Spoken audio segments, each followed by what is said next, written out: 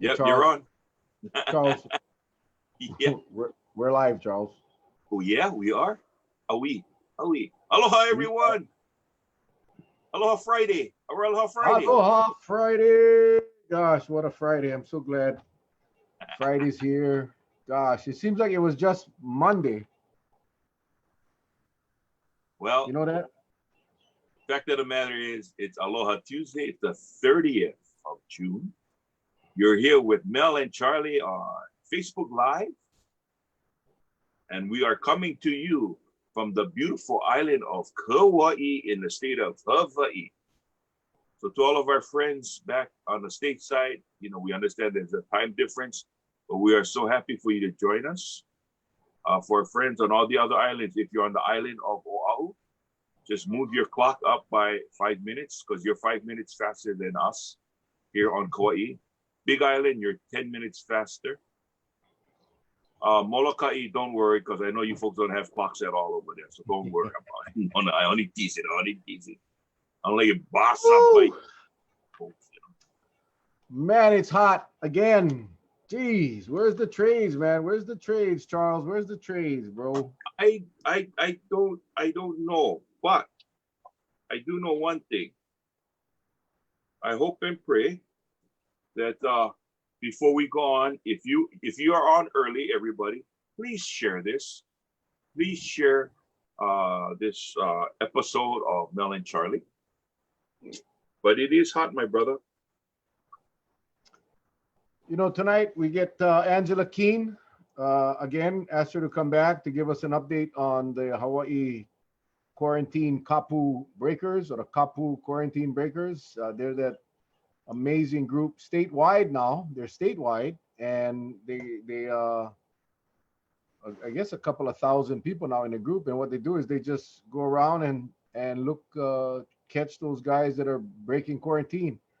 A lot of the cases that are popping up and being caught are are results from the civilians, the citizens taking action and reporting these things. So they've been doing a lot of work and they've been very successful. So I felt, hey, let's bring her back on and see what anything new from the last time she was on. But Charlie, we started this show, I don't know, over 3 months now, probably 4 months, getting close Yep. to 4 months.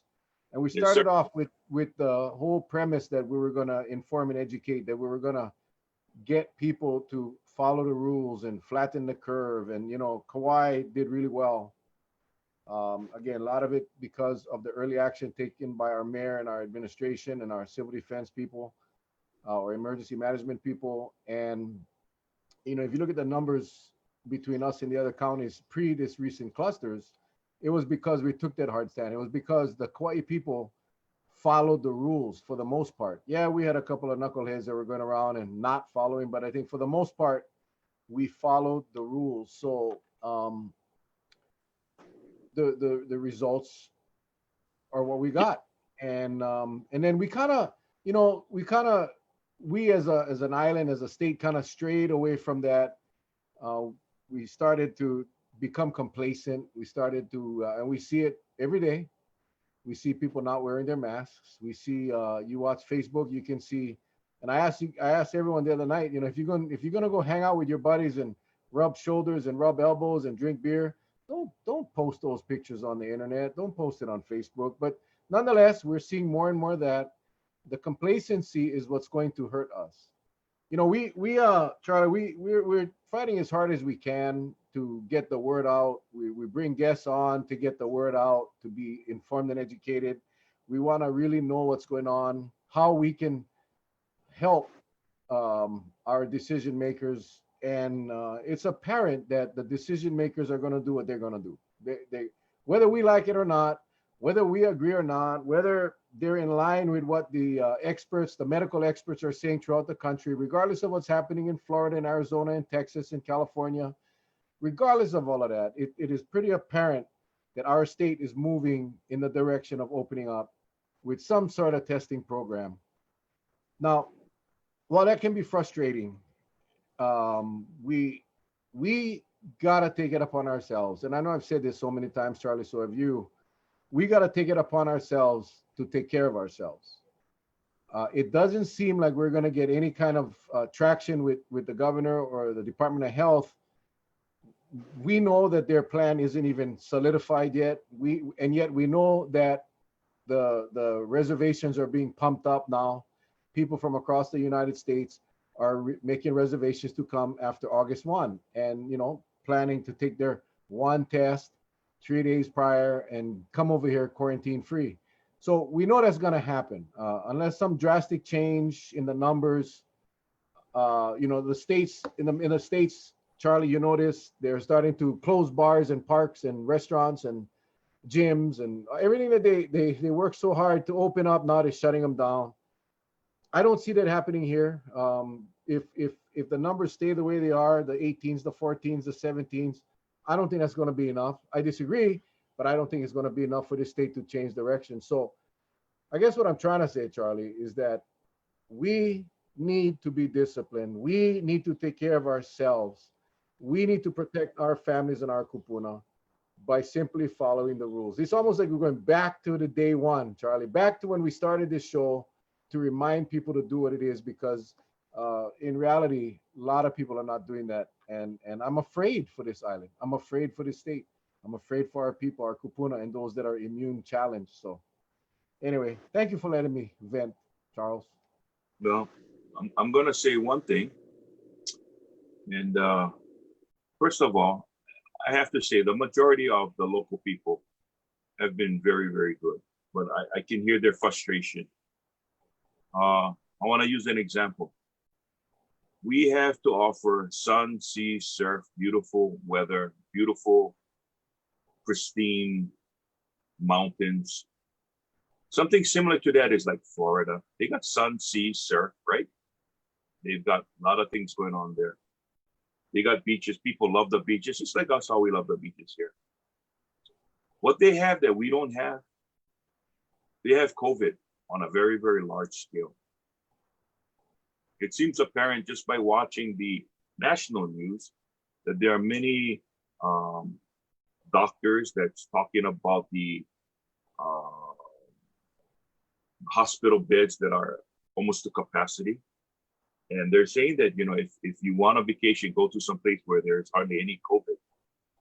And unless you're going to go to some place like a farm town in Iowa that has no COVID, because there's only maybe 6 families there, most of them are going to target Hawaii. And I think that's why the numbers are showing that, they don't have to really do that much of a campaign blitz to get people over here. It seems very apparent. I mean, if you look at how they openly talk about packing their airplanes to get ridership to come to Hawaii, they're not making it a hidden secret. So I think, something like that, when the airlines can be very brash about it,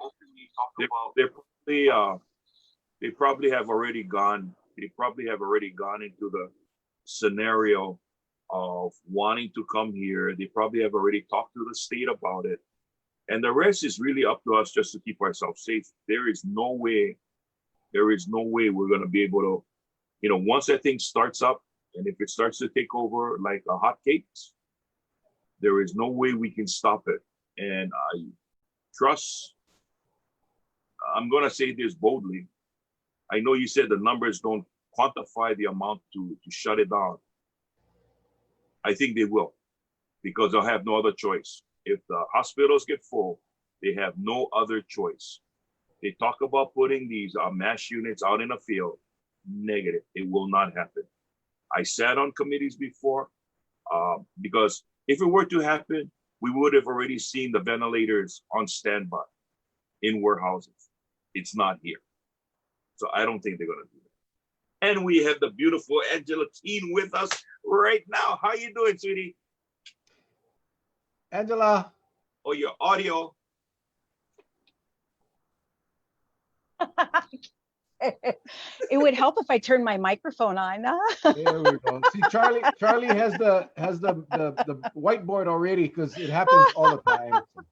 If I could tell you how many times I went on without my microphone on, and the times that I had it on and I was in the bathroom waiting for a break and the buggo went flush and they're like, Angela, you're on air. Yeah. Welcome back, Angela, the busy bee, the busy bee. How's everything going? Well, I think that what was just said could have come out right out of my mouth. This morning when I heard our ICU beds, right, 244, 50% of them are currently in use, and that is just for regular everyday ICU things. That gives us how many beds left? That's not enough. Yeah. It's just, it's seeing those numbers kind of scared me, and I don't want to be an alarmist, but I have a feeling things aren't going to roll out like we're expecting on August 1st, the way things are going on the mainland, especially, what do they call it? The sun states. You know, you've got your Florida and your Texas and all those places. And in the very beginning, I remember that there was talk about it can't survive in the heat, right? Not so. No, I guess not. Yeah. Well, Angela, go ahead, Charlie. They actually said, Angela, and somebody asked me one time, he said, hey, the virus cannot survive in the heat. I says, yeah, you need 127 degrees. And I don't know about you, the last time you stick your head in an oven, but there's no way we can stand 127 degrees. No. Yeah, we would die before the virus does. I saw your post on the beds. I remember in the beginning we started doing the show. We had Lieutenant Governor Josh Green, and he talked about the medical resources. Back then, he was very concerned about the number of medical resources that we had or didn't have, and that if we got hit with some high numbers, then it would be very dangerous for our people. Yeah. And when you put it out today that half are already being used by regular medical patients, non-COVID patients, when you dealing with a COVID outbreak like they're seeing in Arizona and Texas and all of those places, those ICU beds, those ventilators now are being used for COVID patients.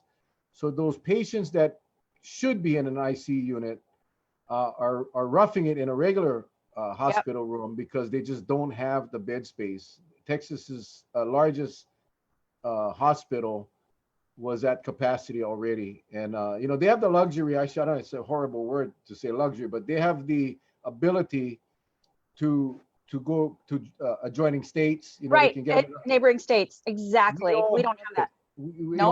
Charlie's private jet gets to the West Coast in 4 hours, but every time I fly to California, it's about 5 hours. That's not going to work for a COVID patient that needs to be. Needs to get the ventilator. No, and then you've got to think of all of the other emergencies. So, my past has been working in hospitals. I worked at Hawaii Pacific Health. I worked at Shriners. I was a news medical reporter for many years. That was my kuleana. And you think about all the serious other health-related cases. So, for example, when this most recent wave hit us back in March, I was sick. I had pneumonia. We still haven't confirmed whether it was COVID or not. Hopefully not. Well, I don't know. Maybe it was, then I was exposed to it. But anyway, I should have been in the hospital. I suffered for 6 weeks in my bed, and had to check in with my doctor via telephone because they didn't want me in the hospital because it's a risk. So you've got cardiology patients, you've got nephrology, kidney patients, cancer patients, yeah, and they can't get their treatments because it's too much of a risk for them to be in the hospital. That's an issue. Yeah, so everyone on the mainland is. If we look at the mainland and we don't want to wait to get to where they're at. We don't want to get to where they're at and then follow what they're doing now. We want to not get to where they're at. We want to prevent the numbers from rising, and that's, I think, and I'm hoping and I pray every night that our leadership will come up with a system or a process, which admittedly they don't have right now. It's not right. They don't have it, and they're working on it. But I can only hope that they'll have a process in place that will at least drop the risk, minimize the risk to an acceptable level where we can manage any sick passengers that make it through. So my biggest concern is you hear the news today. My sister lives in Munich, so she's like, "Ooh, no Americans in Germany." I was like, "Oh, wow." But so the EU will not take any Americans, but Hawaii will take the Americans. I don't want to sound biased. I know it's going to come off as horrible, but the continent's not doing the best job of keeping things in check. And within a few weeks, the plan is to open it up with testing, which is great. But we're still in a risky place right now. Airfares are cheap. Someone just posted on the feed right now that they're one of the relatives in Florida boasting about a $200 round trip flight to Honolulu. Oh, yep, that's So- par for the course. Yep. Angela, if my wife and my kids are in Florida right now or Arizona, I'm out. I'm heading to Hawaii. I'll line them up, get a test, and I'm going to safer grounds. That's what I would do. At $200 a Yeah. pop, it Yeah. beats worrying every single day that you go outdoors if you're going to get this virus. So, and I think a lot of people are thinking that way. Well, that's what I used to call the early quarantine breakers. I called it ride and hide. They ride, they're riding out the high, the New York, the East Coast, the California areas that are hot spots, and then they ride out the storm and hide out in Hawaii, and that's a risk for all of us. Here's a scenario I'm gonna put to you, Mel, and to you, Angela. I think this plan that's been hatched by our Department of Health and our governor is to kind of like ease the burden of visitors coming on a larger scale. So that's why they talked about a pre-testing with a negative result. But if not, you come here and you do a testing with a 14-day quarantine, right? That's the back-to-back plan. So I'm going to be the doubting Thomas and the devil advocate. What if everybody decides, hey, I'm going to take on test when I get there? Wasn't this plan originally supposed to ease the burden if a large influx came in one time? So how do you ease it if everybody decides to jump over here, not take a test wherever they're coming from, and get tested in Hawaii? You're back into square one again. Yeah. So Charlie, there is no Charlie, alternate. as I read the governor's plan, they are not going to be testing here. In other words, if they don't get a test on the mainland, they come here straight 14-day quarantine, no tests. In fact, I read the governor's order today, and it said no test will be given in Hawaii, which is bizarre. But then we get into the same situation that we're having right now, which is we're playing the cat and mouse game. But we're going to be doing it on a larger scale. Absolutely. Because given what has been already posted in the DBED report with tourism, right? From June 1 to the 26th, I believe, we had about 1,000, this is all travelers. We had about between 13 to 1,500 a day, okay? That means that 13 to 1,500 a day is subject to quarantine. Now tell me, with the numbers that's going to rise, how are we going to be doing effective checks to make sure everybody's in quarantine? I thought that was the Right reason there. for the. Angela King, Angela King, they're relying on Angela and her team to go catch all the bad guys. That's what they're doing. It's so evident. It's evident. You created, and they don't even have to pay you, Angela. I know. So have you guys heard about all the heat I've been taking? No, Nope. we want to give us an update of everything. We want to know everything, Angela. We want to know everything. So, okay. So the last big catch was the 22 cult members on the Big Island. That was a Right. team effort, really. Yeah, And that was really good different. job. That was really, that was a great team effort and a very difficult situation had it gone on as it was. And so right around that time, there was an Associated Press reporter. They call it the AP Wire. And once you get a story on the AP Wire, it goes worldwide. And so this wonderful young reporter interviewed me about this whole process, and it had been following us for weeks about what we've been doing and who we've been catching and what the issues are.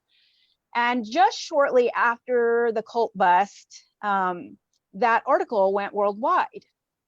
But, it gets bounced from blog to blog to, and the the highest number of people who picked it up and put it on blogs and had comments were the Reopen folks. And they're entitled to what they believe in. They're entitled to believe that their civil rights are being taken away. I understand that, but it's a completely different story for Hawaii. And man, I've gotten death threats. I've been told that I should be shunned. I've been called the N word that ends with a ZI, if you know what that is. All kinds of communist type comments, which is ironic because I have Jewish and German blood, and my mother lived through World War II as a child in Germany. So that was kind of difficult to hear if they only knew. But it's just, I get the feeling that it's very political for some people. And for those who don't understand Hawaii, don't understand that we have First Nation people or Kanaka Maoli, Native Hawaiians, they don't get it. They just, and it doesn't matter how much you speak about it, the lack of ICU beds, the lack of hospitals, the number of people we have on island, the double number that we have in visitors every day, every month, 800,000 people. It just doesn't make any sense to say that civil rights are being taken away when you've got a bigger issue, and that is an entire state population, the most isolated landmass in the world, and we have to take care of this before it takes a hold of us, right?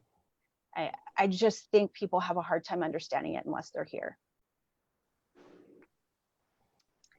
Yeah. We've been talking about this now for a while, and we try to bring on all kinds of people. We're just talking about it before you came on, and we're trying to get our leaders. It seems like our leaders have really changed the course to really go forward and open. We talked about, in fact, today I posted the Aloha Later campaign, and I asked everyone to share it to get it to the mainland, because we had Mufi on the show not long ago, probably a month or two ago, and HLTA and HTA were very adamant about that program. They were very positive about, and if you ever saw that show, it's an hour long, and it talked to everyone from Alice Cooper to Tua to Olivia Newton-John and all these stars, Chris Berman from ESPN, telling their friends on the mainland to don't come until COVID is over. That was the premise. It was a wonderful program, and then it kind of fizzled out. So I think we all of us need to re-engage that program by sharing that program and putting it on your Facebook pages and getting it all out, because all of a sudden HLTA, HTA, they're on the wagon to open up this state. And that's, now don't get me wrong. I want to see the state's economy open. I think we all do, but it has to be done in a safe manner. And that is where right now I'm not comfortable. Well, and I think we're headed for worse territory than we were when this thing started, because the way the numbers are moving, it's concerning. And I saw a couple of the comments here, and I'm looking at my other computer, and I saw a few comments earlier today about American Airlines. They're not social distancing on their planes; they're filling every seat. America and United. That's the ones that you want to boycott. American and United have came out and said they're going to fill every seat. So you can test negative. You can test negative 72 hours before you leave LAX, and you can stand somewhere at a coffee shop and brush up against somebody, and somebody sneezes on you and you catch it, and then you get on the plane to Hawaii, and you're sitting on a plane with how many other several hundred people in a confined area, and you land here. There's no guarantee that it's not going to come. I put up the today. I put up the model that was done by Purdue about how the air circulates in an aircraft. They use a 767, and what it showed is that an individual sitting in the middle, they have the rows, I think it goes 2, 3, and 3 or something like that. But in the middle row, in the middle seat, one cough after 3 minutes, how it spread to the first row all the way to the back. Now they say that because the filtration system has a HIPAA, but the thing is, there is not enough positive pressure to pull the thing away. That's what I've always been afraid of. Is there enough pressure to pull it away instead of just circulating it and continually circulating it? And that's what the models show, that it will continue to circulate in the plane. So we know, and this is something that Mel and I brought up the other night. If you think about the march that we had not too long ago, Oahu at 10,000. Can you believe not one COVID case out of 10,000? So then they all wore masks and they were social distancing as best they could, I think. And the open air helps, I think, you know. That's the key right there, because what we're finding is with restaurants, anything enclosed, you've got this funeral of 17, a cluster, everything enclosed. So if we look at the enclosure as one of the key factors, you pack a plane like sardines. The key factor is you'll get them all and they'll come off one crack. They'll come off one crack. And so we're looking, if a plane holds about what, 220 passengers, and just say for, just be real simple in numbers, say 200 come off that plane and say 50% is transmitted. So we're talking about 100 walking off. Now that's just coming off the plane, but we're not talking about coming in contact with people along the way to the area that you're gonna have to check, and then coming in contact with everybody else from there. The numbers will start to grow. You cannot help but grow. And those are the things I think right now, Angela, that, you know, once they get past that borders, because we talked about this the last time you're on air, once they get out of the airport, that's when your team got to kick in. It's you know, the wild, wild west. Yeah. Yeah. We're talking about. And that's what we're scared of. I mean, I'm afraid of that. So initially, go ahead. No, I was just gonna say, now with the inner island being lifted, the quarantine, how's your quarantine breakers? I mean, that puts a little, not so much on Oahu, because, you know, everybody comes into Oahu. It's we on the outer islands are finding out that it's difficult because they're getting on Oahu, and then they're jumping on an inner island plane to get to their final destination, and it's very hard to track them. I know Kauai has a different system set up, that the county set up a screening point where they check boarding passes and they have them fill out another form. But on the other islands, they don't have that. So these guys come off an inter island flight, they're walking straight out. Because they're connecting out of Honolulu. That's causing a problem for enforcement of these quarantine breakers in Hawaii right now. Can I tell you, I've never been more busy. I've never been more busy, and I worry that I'm missing people's, you know, reports, because I keep telling people don't send it in my messenger box, because my messenger box is just overflowing on Facebook, and to email it to us. But I think because people are becoming more aware of what we're doing and understand the process a little bit better, and understand that HPD may not be the most effective, quick way of getting a person arrested, just because of the whole way the system is set up on Oahu. I have more people turning in, neighbors, friends, relatives, than all-time high, like all-time high. And they're not afraid to be witnesses either. The AG's office is often now requesting witnesses, just because they need to prove their case, because social media doesn't always tell all. You know, there's not always a timestamp on there. And people can be posting pictures from a year ago or whenever, or last week, you don't know. So to have a witness is a very big deal. But I tell you, we've got more witnesses coming forward. We've got more people reporting actual photos from across the street that they took of their neighbor or their friend or their relative or their coworker. Unbelievable. And I think the concern is that that person in their little community, whether it's work or neighborhood or whatever, that person that's reporting them is scared enough to say, I'll be a witness because I don't want this to take hold in my community, in my neighborhood, in my hale, in my apartment, you know, whatever. I've never seen anything like it. How is the enforcement response to your efforts? I know you work a lot with the Attorney General's office. we don't have Attorney General's office here. We don't have enforcement from the Attorney General's office on our island. I don't know about the other islands, but are they pretty responsive? I know the last time you were on the show, they were. You worked very Yes. well with them. Is that still Yes, happening? it's still happening. It's still happening. Some people are getting smarter. We've had some of those mainland folks, the reopen people that had a campaign to put out fake profiles and say that they were in Hawaii when they weren't. So we caught some of those. It took 5 minutes to figure out they were fakes and that they were planted. Just Neighbor Islands seem to be doing okay. I've heard great things about Kauai. But for Oahu, it is primarily AG's office. It seems to me that they have a few more resources than when we first started. It does take a while to put a file together and to get them after them. But they are good as gold in my eyes, and they always answer. The main investigator, the lead investigator, always answers me at all hours of the day and night whenever I email him with a case and I present a file to him. We just have so many right now going. I'll be amazed to see if there's some arrests in the next couple of days just because of how busy we are.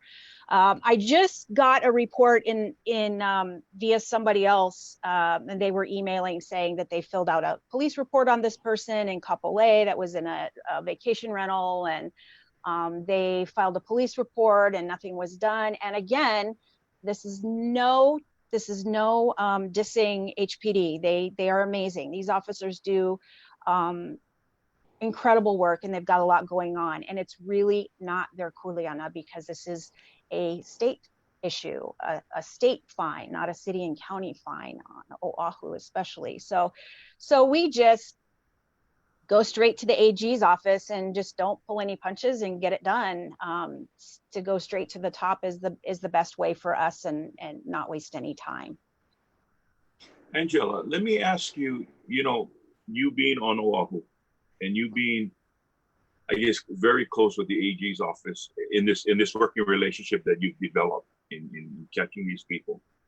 What's your opinion now that we're going to be opening up pretty soon over at the Capitol? How is the temperature there going with this thing? I mean, are they just resorting to the fact that, hey, we're just going to do it and we'll wait and see what happens? Is that what it is? It's a good question. Things are getting quieter. And it could be also because legislature's open. They're extremely busy. They've made a lot of changes. Initially, they said, get a test when you arrive. And I said, I don't agree with that. Our group made recommendations that people test within a day or two before they leave because you don't want a plane full of people being sick. We just talked about that. So they answered that. They were initially adamant that it was going to be test when you get here, but they listened to us. They listened to us on so many levels. It's just really being able to enforce it. And I think they're getting pretty busy. And I know that they know that we have to open up eventually, and there isn't a whole lot they can do. I wish I could get, those 400 people that they're hiring to track down, to trace.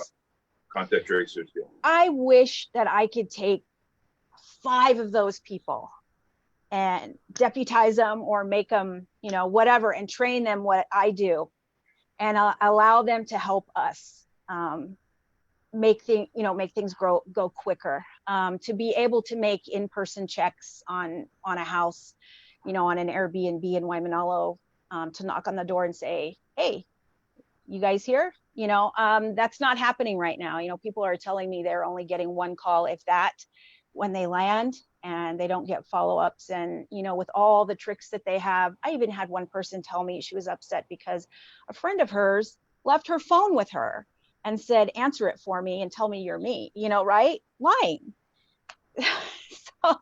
And the person told, the person that was supposed to lie actually contacted me and told me they didn't feel comfortable doing that because they're worried about putting the neighborhood at risk. So there's all these tricks out there. It's just, I think they're getting overwhelmed and they've done about as much as they can do. But my last letter that I wrote to them, to the Senate Committee on COVID-19, I specifically wrote, okay, you guys have done an amazing job listening to us. You've done an amazing job improving what's going on at the airport. Now you need to divvy up all the hotels that are open and go make surprise visit and go through the system and find out what it's like being a visitor and staying in that hotel.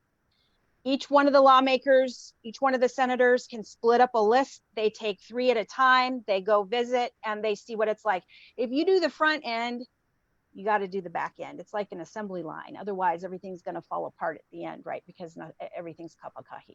So everything's all mixed up. One thing that kind of bothered us when we brought local 5 head Eric Gill on, because he was very adamant about the safety aspect for the employees, as well as the safety aspect of the guests. As it stands right now, I don't know if any of the hotels have had a certification or certified training on the proper cleaning, and they have like a diploma that says you are certified. Right. I don't see it. I don't see it. Exactly. So as you know, I used to work in a hospital, and every hospital has a compliance officer, and the compliance Right. officer is specifically medical related. So this would be like an RN.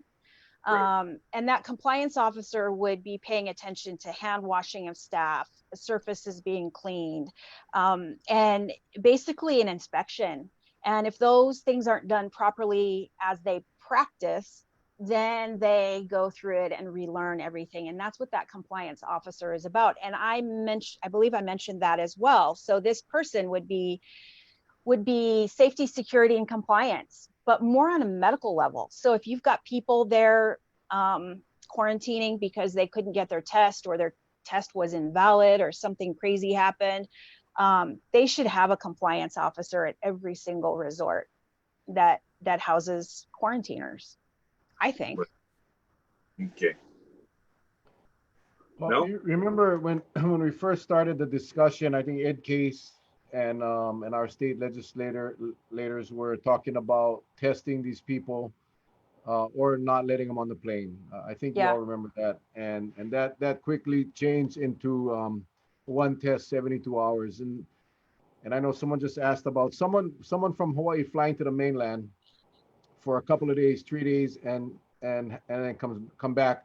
How is that going to happen? How are you going to get up there, do your business, and then get a test result in time to get back? And the governor was kind of saying that he was looking into that, and there may be a system where if that is you and you cannot get a test, then you come home and then you on quarantine until you do get a test. But again, a lot of these things are up in the air, and that's why I think a lot of people are uncomfortable. But I wanted to go back to, you talked about those deputizing these people. We suggested a long time ago, utilizing some of those our residents that are out of work, maybe the gig workers, or find some Uber drivers, yeah, like Angela Keenan, But how hard is it? And I sometimes I think we overcomplicate things, but if you have a cadre of, let's just say, Uber drivers, and they're out of work right now, so let the state hire the Uber driver to follow the person and make sure they go where they said they were going to go, or have these strategically placed Uber drivers. And if, let's say, that they give you an address, because what's happening, this, Angela, they're providing false addresses. Yes. And on absolutely. Kauai, the National Guard and the police department are doing a heck of a job checking on these addresses. But they're showing up at addresses of local people that have no idea who these Right. visitors are. And Yep. but if you had a cadre of people that were trained, that could go to the address or follow this person to the address, make sure they go in the house and they're not breaking in through the window, you can pretty much be assured that they're at the address they're supposed to be at. Now, if it's a TVR, then obviously that's a whole nother issue. But my point is that these guys are getting through using false addresses. And you talked about at your Senate committee, when you were on the Senate COVID committee meeting. I watched that meeting, and you talked about the underground network Mhm. of these organizations or operations, basically, that set them up with a place, a car, everything, and someone that'll answer your phone for you when they call. Yeah. Pretty cool Yep. stuff. And that's Yeah. what we're gonna have to get that enforcement Yeah. process in place before August 1st. I have plenty of people that would be willing to do that. Plenty. Really. Me too. Yeah. I Yeah. mean, there's a bunch of people that would, and the state can afford to hire them. They can, and they need to. And it's not, you're not talking about a lot of money. Just Well, get these guys out to validate. The bottom line is this, Angela: they cannot be allowed to leave the airport, period, right. until someone physically validates the address that they are staying Well, in. we had, and I believe it was supposed to happen, and I should check because Donna Mercado Kim was really great with this. And that we said, what about checking with the property owner and having the property owner verbally sign, verbally or via phone, sign a release that says they're responsible for that traveler if they break quarantine or if they get into trouble. I don't know what happened to that. I'll have to go back and look at my notes and see what's in the latest proclamation from the governor and whether that was mentioned. I don't know. But you mentioned National Guard on Kauai. So when I was at that Senate committee, there was some whispering in the back before the Attorney General left. And we had asked her, I said, we've got all of these National Guard members. Can they assist with making visits on Oahu? And she said no. So there may be something different because she said it violates the Posse Comitatus Act. We're doing it here. Yeah, so I don't know if We're it's doing it different here because your city and county is. Does that make it different with the state? I don't know. No, it doesn't. I mean, the National Guard is activated by the governor. We have a checkpoint out at our airport, which no one else does. So every car that comes out of the airport goes through the whole process in the terminal, and then they come out and they get one more time with our KPD and with the National Guard. They should definitely have that in Honolulu. Why not? With that big of an airport and that many people, you have the exit to the parking and the exit where the taxis and the buses go. You see, this is the problem that we have right now, and you just hit the nail on the head. Using that Posse Comitatus and why it can't happen in Oahu, but it happens here, is there's viewers watching this, and they watch you. They pay attention to you. They pay attention to the committee meetings as well, and they see all of these moving parts, and they say, you know, with the exception of us being on each island, we're still part of the state of Hawaii. Why is things different? Why is things different?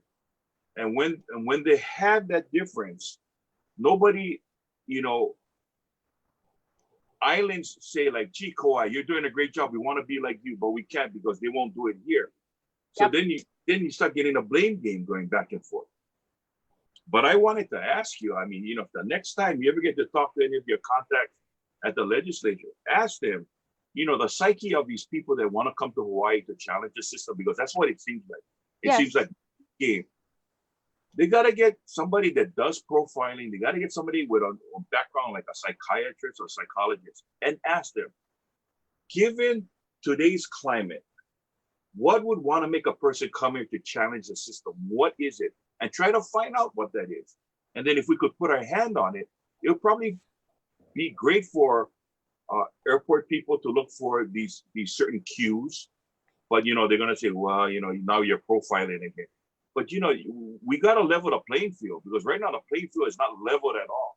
It gives everything to the traveler who really doesn't have to worry about whether they infect somebody or not. It's the state, and then it's the people who live here. They got to worry if you're going to infect me or not. And I think that's kind of backwards, because if I cared for California and I know I'm sick, I wouldn't go to California. But people don't think like us, you know, for some reason. I can tell you that every single person that we caught had a serious personality issue, criminal record, not a normal person in the bunch, really. And I think that I call them the quarantine angels who assist and work on these cases quietly and don't want their names out there, but you know who you are. They see it too. They're what do you say, old school, savory characters, right? These are people who would not normally come to Hawaii. And people laugh when I say it, but it's so true. I mean, come on, 22 cult members, a guy with a 35,000 criminal case that he's got to go to in a couple of months. You know, I mean, just create people with mental health issues. You know, there's not one normal person in the bunch, or they just believe in civil rights and they are darn well going to fight the system. And I think the most recent one that just hit the headlines today was Mr. Danner, Kilomana Danner. And so AG's office gave me a heads up because they knew that he was coming through the airport. He and his wife went to Arizona for a funeral. He's very connected to the Native American reservations in the Midwest because his parents taught there, I believe. But anyway, Kilomana is an interesting guy. He's running for District 49. Yeah, District 49. And so he came in and purposely said, I'm not signing it. My wife's not signing it. And had her film and get arrested right then and there. And, you know, the investigators were looking for eyes on the ground to see where he was at because wife raised money to get him out of jail. They had a GoFundMe, all different kinds of stuff. But then once he got out, he decided to keep on going. So he's campaigning, he's working, he's at a kupuna's house doing carpentry work, no mask on. I actually watched the video, so I was like, whoa, each to their own. But if the rules are that way, the laws are that way, and you're trying to keep everybody safe, and he's coming from a hot spot, Arizona. You know, and now he's got several cases he's got to face because he broke more than once. He got arrested, he got out, he broke it again.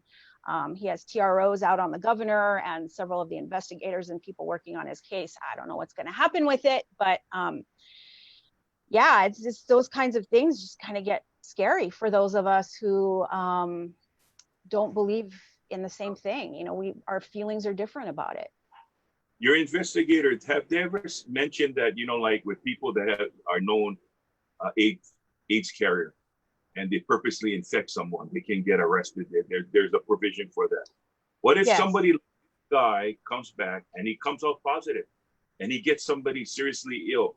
Could additional charges be launched knowing that he went to a hot spot like that? Or I think this is too new of an issue, but I can't tell you how many times in our group I've had people actually type that into the comments for the times that we've made announcements that we caught somebody. You know, I'll see comments roll by that say, hey, they should be, if anybody dies or gets infected, they should be responsible. That's probably not how I feel personally. Everybody feels different, but it could come to that at some point, you know? I think if you're positive, if you know you're positive and then you go out and spread it, you know, that's the problem with this thing because the incubation period is so long that, right, you know, it's just you never know. You know, one of the frustrations is, you know, we're being told we cannot force them to take a test. Or, you know, once they buy their ticket, they gotta get on the plane. I mean, you know, I don't know where they get these things from. Our attorney general is I think being extra cautious, and I think it because we're in a pandemic. I think this is the times that you gotta really push that issue. You know, there was a time you could walk right into an airplane. You just go from your car. Your whole family could go and see you off. You know, and after 9/11, they added a whole bunch of stuff. You cannot go in there. You will not get on a plane with a bottle of water that you brought from the outside.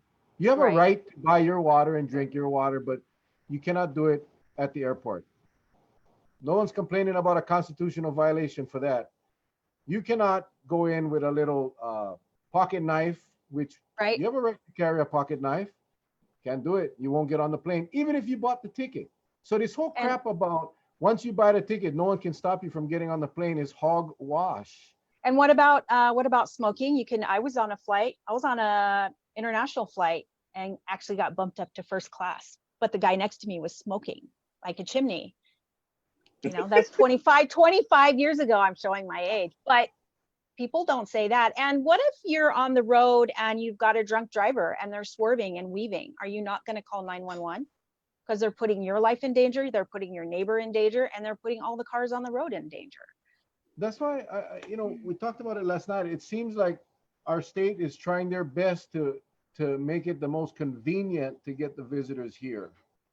And not as much emphasis on the safety and health of our residents. And that is a scary part, because once we don't have the resources, you talked about that earlier, beds and ventilators like the mainland, and we're not prepared for an outbreak like they're seeing on the mainland. And we're just as vulnerable, we're not any more immune to this thing than they are. It's just that they're getting hit hard, and it can happen here. I think that looking at the tourism industry, and only because I've got my foot in the tourism industry, being a wedding officiant, and our best friends own a travel agency.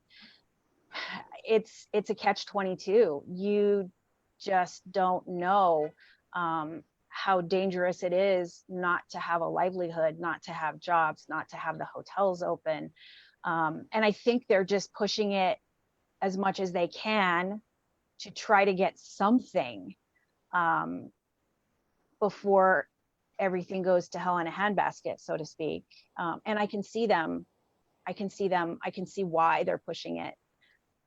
But Angela, we have hotel workers that are on the call right now. They're on right now, and I would ask them to post how you feel about it. And I can tell you, majority of our hotel workers want to go back to work, but they also want to make sure that they're safe. They don't want to go with a haphazard testing process. They want to be safe too. And again, I don't think they're being heard as well. I'm looking at, oh my gosh, the comments. You know what? Something that is very scary, and it was talked about a couple of days ago. We brought someone on. I forget which guest it was, but we talked about the reality that this state is driven on the tourist dollars. That's the influx of monies. Yeah. And because it was so hard when it hit hard, they may even come down to a point that, if something like this happens and it hurts our tourist industry, they might, I'm going to sound like a Okole when I say this, but I think families really got to see if a husband and wife with a young family, if both of them can be in the hotel industry, just for situations like this, that if you shut the hotel down, both of you get wiped out. So, you gotta make sure that you have like a backup plan where maybe the wife works for the hotel, the husband, maybe he works part-time for the hotel because of benefits or whatever, but he has to find something else, because when you take both parents, both income earners out of the mix, it's tough. Yeah. It's tough. And I don't think, they addressed that really. And I think a lot of it was, we thought that things going to open up relatively quickly, but it didn't happen. I think in the long run, and this is just an editorial comment, if we had numbers like Arizona, Texas, and Florida, we would be in a total different psyche right now handling this thing. You would see every single checkpoint at the airport manned, and you would have whatever you needed to make sure everybody was tested. But because we don't have the numbers like that, because I understand where the lieutenant governor is going, but I've seen his tempo kind of change a little from when he first started to now. To now, he's like totally. He good friend, but it looks like he's running for office. Yeah. That's what I see now. I see the state, and it always seems to be this way in my years of being a news reporter. It's always wait and hurry up. It's not hurry up and wait. It's always wait and hurry up. And there's this whole reactive, the state is reactive. They're not proactive, meaning they don't have all these provisions set up in place as to what if we do open the doors that first week of August 1 and we get a huge influx and we have all these people and we have to stop the flight. I mean, you want the worst case scenario, right? You know, the planes are full and people are sick. We don't have what is the plan B? So Well, at the next governor's press conference, somebody needs to ask, what is the plan B if things go crazy that first week? this is something that Mel brought up, and he brought up something really eye-opening. He says, hey, we're worrying about social distancing, which is good, right? But because we're now going into hurricane season, and we say we got to evacuate people, where do you put everybody since you can't have large gatherings? What do you do? And I thought about it. I said, gee, brother, that's a really good thought. Nobody, and yet you will not hear one peep out of the state to tell us if something should happen like that, what is the protocol? There is nothing. There is nothing. Well, first of all, you got to have a plan A before you can have a plan B. Yep. And I You don't think we have a plan A. You don't have a don't have a plan B. A good friend of mine on Kauai, Glenn Mickens, he was an advocate for the people. He would show up at every council meeting. He was a great man. He came up with the term ready, fire, aim. And I think that is kind of where we're at today. Angela, did you see the Civil Beat article about the Kauai discussion group plan that they proposed? It was authored by a doctor, I don't have his name, but he's from University of Washington. Also in the discussion group were some local Kauai doctors, Dr. Wiener, Dr. Evzen, Dr. Izaki, and they put together this plan. It's an amazing plan. I can send it to you. It's very scientific. It's based on data. It's based on the numbers of cases per 10,000 visitors with one test, two tests, blah, blah, blah. But they're proposing to the state, and they sent this off to the governor's office. So did I. I sent it to the lieutenant governor, sent it to the Senate COVID committee, and I sent it to our Republican guests last night, Gene Ward and Bob McDermott. I just sent it to them last night, so they haven't responded yet, but no one has responded. But it basically is you get to Hawaii, you're on a 6-day quarantine. You take one test on when you land, you go to 6-day quarantine. On the 6th day, you take a test. If it's negative, on the 7th day, you don't have a quarantine no more. And it drops the incidence rate of 35 positive guests per 10,000 visitors to 3 or something like that. 7 or to 5. And it's sevenfold the reduction with the 2 tests. Now, if you test on the 5th day or the 4th day, you increase that a little bit, but nonetheless, it's based on a 2-test model over a 6-day quarantine period, which would work. And I'll send that over to you. I haven't seen it. It sounds great. It sounds great about it. Yeah, and so I'll get that to you tonight. I'll email it over to you. It's a wonderful. I'm just trying to get that on the floor for the discussion on one of those committees. And we can have the doctors show up and explain the science behind it, the numbers. But that's what I expect from the state. Something that is driven by data and not emotion of we got to open up. You see, because if they come up with a system like that, then I think employees at the hotels would feel comfortable. I would definitely feel more comfortable. And we can pretty much relax on we don't have to shut everything down, but it's not getting any traction anywhere, and it's kind of frustrating. We're going to try to get the doctors on our show next week. I think it's perfect. I think Dr. Wiener's daughter is Nancy Cordes, right? She's one of the network news gals, if I'm correct. Not sure. Yeah. She worked at KHNL, so that's one of the people he needs to get on board to get the story out there. But I think it's a great idea. The other thing I think that's missing is for those who have had COVID-19 and have the blood test for the antibodies.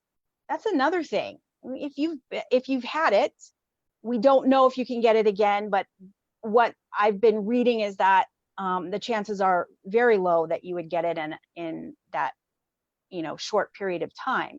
So to be able to say that I had it, to have a card and to have that official card, I think would put minds at ease, especially when people are flying on a plane or staying in a hotel or leading a company or a team of people.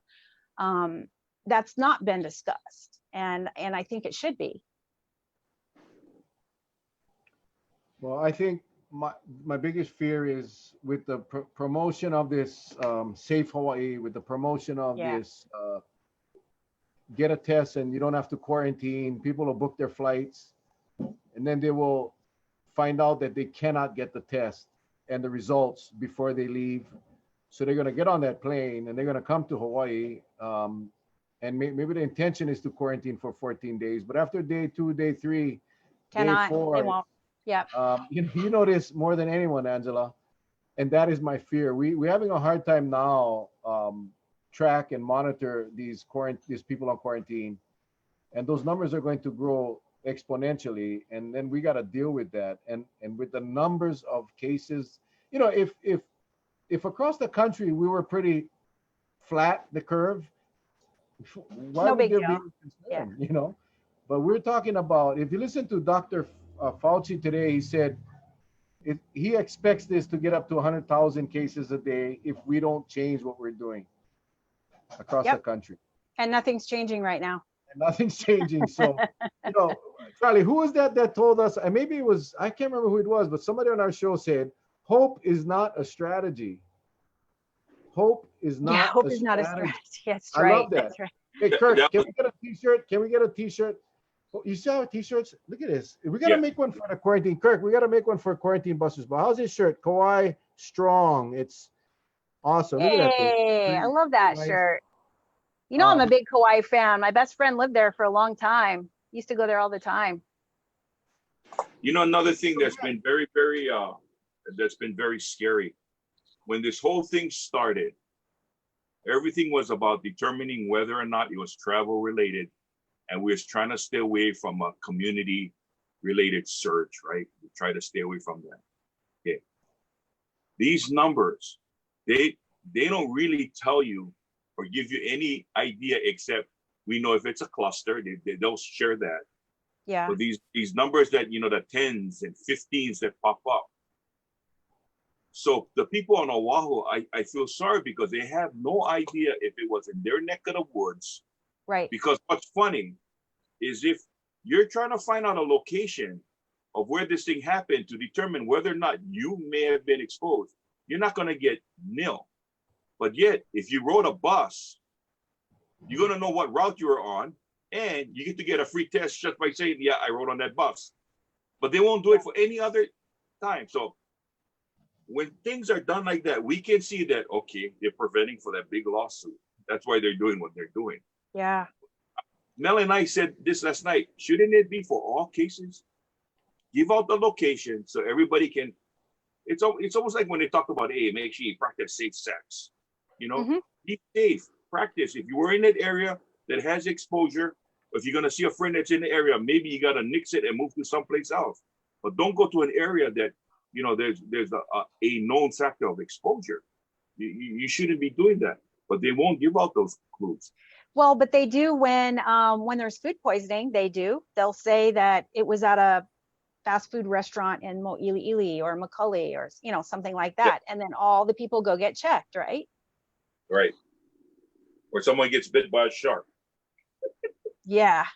That that's the thing. I mean, it's we talked about HIPAA. You cannot tell anybody where these things happen, but yeah, you can give out the routes on the bus. It's just, again, we have several. I think we have 3 clusters on Kauai now, and you have to tell us where these clusters originated or where the outbreak was at. I mean, we know Honolulu. They told the people it was at a funeral.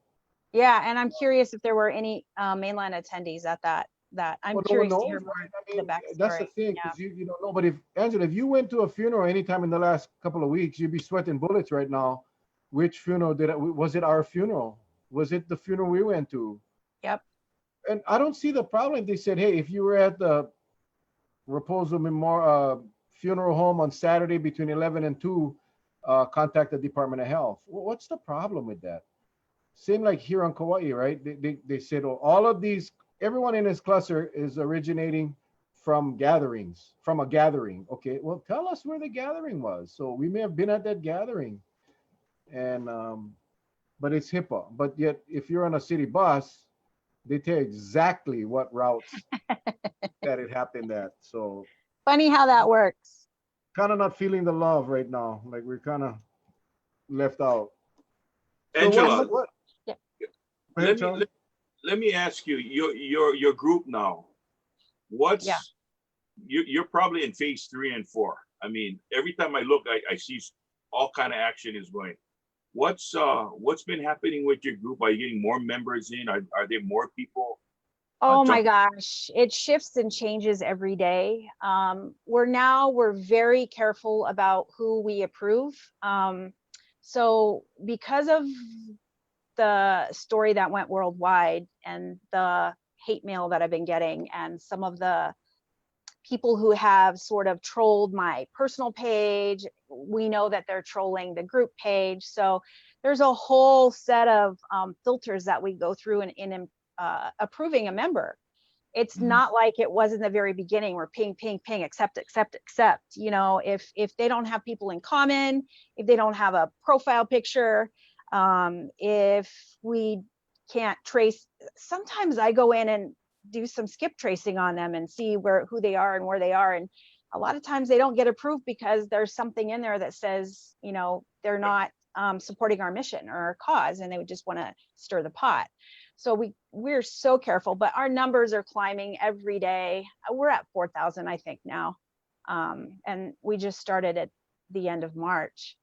So it's growing by leaps and bounds. And it's always every day, it's an education to help people understand that how it works. You know, we don't put people's faces and handles and names up because we can't say they're guilty until we know they're guilty. And we don't want people to go after them because then they'll go dark. People are trying to figure out, why don't we post it? And it's like, well, if we put it out there, then they're going to go dark, right?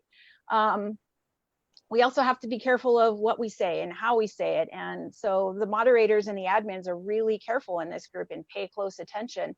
You know, I took a 48 hours off and I came back and found out that people got into discussions and got into arguments. And I was just like, whoa, you guys, you're arguing about this petty thing and all these different things just happen and you have no idea. You know, so sometimes it gets to be like kindergarten roundup and trying to get people out of their emotions and stuff like that. But I would say we're probably in phase 4.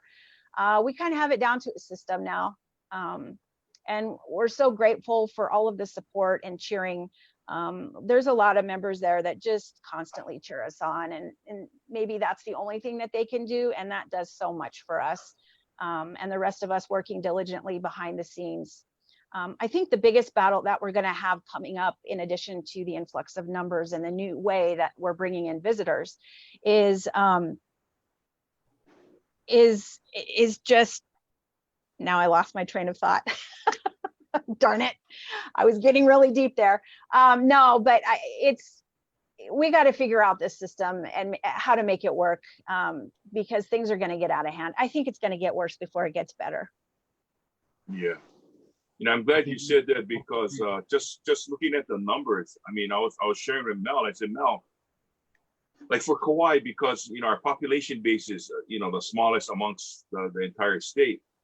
But even at that number, because we know that there's a good number that are transit, you know, they have like summer homes here and so forth. But just looking at the numbers and then doing a comparison to Oahu, I mean, we saw the numbers climbing before COVID. We saw the numbers climbing big time. So I can just imagine what it's going to climb to, knowing that, you know, pretty much as far as all the islands, which island has the lowest numbers, it's Kauai. And that's part of the fear that I have right now. That's part of the fear that I have. Well, oh, now I remember my train of thought. Sorry. So after all this sort of happens and we start to get a handle on everything, even if COVID goes away, even if we have a vaccination, there's still going to be issues with illegal vacation rentals, the personal car rentals like Turo. And I guarantee you that's probably going to be the path that the group is going to be looking at if things get under control and we've got nothing to do. I pray the day comes when we don't have anything to do so that we can focus on something else and this is over. But I don't think it's going to be over anytime soon. Well, Charlie and I were talking today about possibly we'll do an offline Zoom, Angela, and how we can help you on Kauai, how we can put a team of people together on Kauai. We don't have the Attorney General, so we have to rely on KPD. Yeah. But again, they have been very, very, very, very responsive.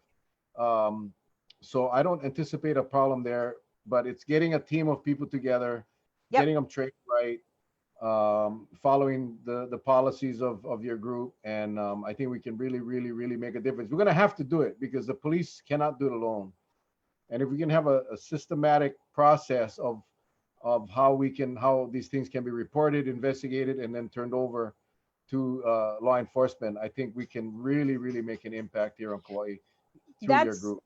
That's been my goal, is to have a good solid group on each island. We've teamed up with several of the groups, Maui, the Maui the Maui Facebook group, some Kauai. Can't say enough great things about Big Island Thieves. They've been amazing. We have a direct relationship with them and communicate just about every day. And I try to send them cases that I think they may want to go after because they're on the island, they got boots on the ground. It's so much easier to have those kinds of contacts than to have me try to sort of do a, backdoor it. And it means more to the authorities on those neighbor islands to have their folks on the island working on it. It means more to them, and they're gonna go the extra mile if they know that it's their neighbor down the street that's organizing, trying to catch the latest quarantine breaker, as opposed to somebody on Oahu. So that's very helpful. Yeah. All right. Well, we went about 5 minutes past the time, Angela. Did we? I'm still looking at all the comments coming through. There's hundreds of them. So hopefully I'll go back in and look at them and see what I can answer for people too. Feel free to answer any of them. If you see it in there, you can answer right now. I think a lot of people are very appreciative. Yes. A lot of positive comments. And I think a lot of people want to get involved. And, thanks. I know Charlie and myself, we get tons. I mean, we get tons of photos. We get tons of reports of violators throughout, and we try to send it where it needs to go, and it works. On some occasions it does, and sometimes we're very limited in resources as far as law enforcement, but whenever they're available, they go right out. So in that sense, we're kind of blessed. But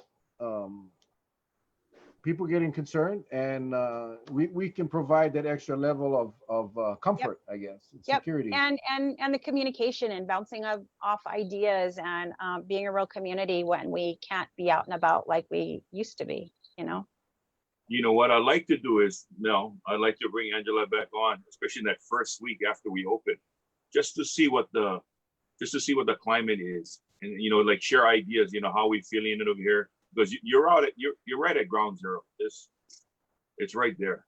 So I think you're gonna see it firsthand as it unfolds. And I'm pretty sure. I mean, the governor and his team, they're gonna do that big thing where they're gonna show up with cameras and they're gonna go out to the airport, because just looking at the amount of people that'll be coming in. Because right now, everybody's taking temperature checks and all that. How many can you get through? I mean, it was bad enough when TSA first came on the picture. They said, hey, get about an hour and a half, to your airport. I think now you're going to have to get at least 3 hours. Yep. Good 3 hours before you can do anything. Get there 3 hours prior to. So it'll be real interesting to see what you find out on your end. And we appreciate it very, very much. Thank you. We appreciate all the support.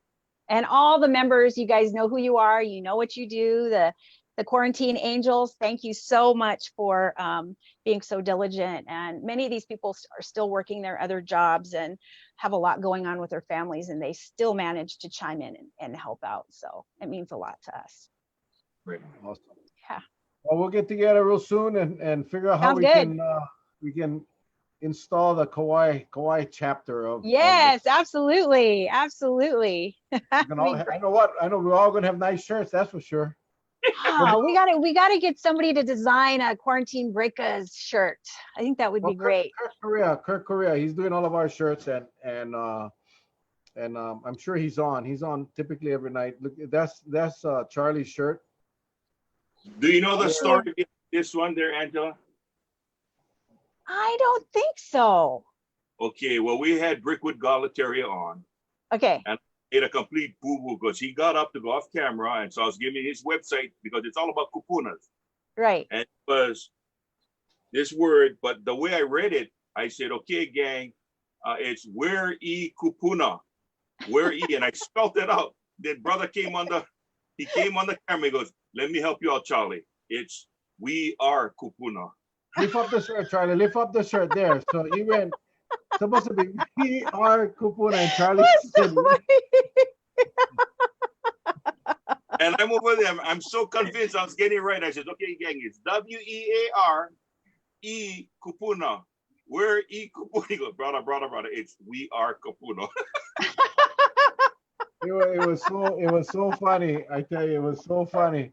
I had to take a little break because it was just I couldn't stop. He was so serious. Where e kupuna? We'll ask Kurt to design a shirt for you guys, and we'll take it from there. But Angela, thank you so much. Sounds good. Thank you. Any closing comments, Charlie, before we sign off here? Well, I'm so thankful that the beautiful Angela team could join us again. To our viewers out there, we thank you for sticking around, getting to watch. It's always good to exchange ideas, find out what's going on, how we're gonna combat this situation. But know one thing: there's people like Angela and her group that care, and Uncle Mel and I, we care about you too. So as long as we can all stick together, do this very methodically, and just keep our tempers in check. Just do it right. We don't have to fly off the handle. We'll come out victorious on this whole thing. So I want to thank you. Thank you very much.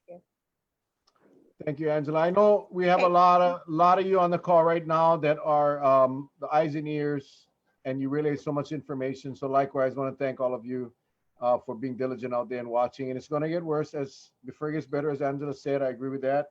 And we gotta stay united and work hard and protect our place. So with that, Angela, thank you again so much. Thank you. Stay safe. You have a wonderful evening, and we'll see you on the next time. Aloha, everybody, as usual. Okay. Stay safe. Mahalo. Take care. Love you guys. God bless.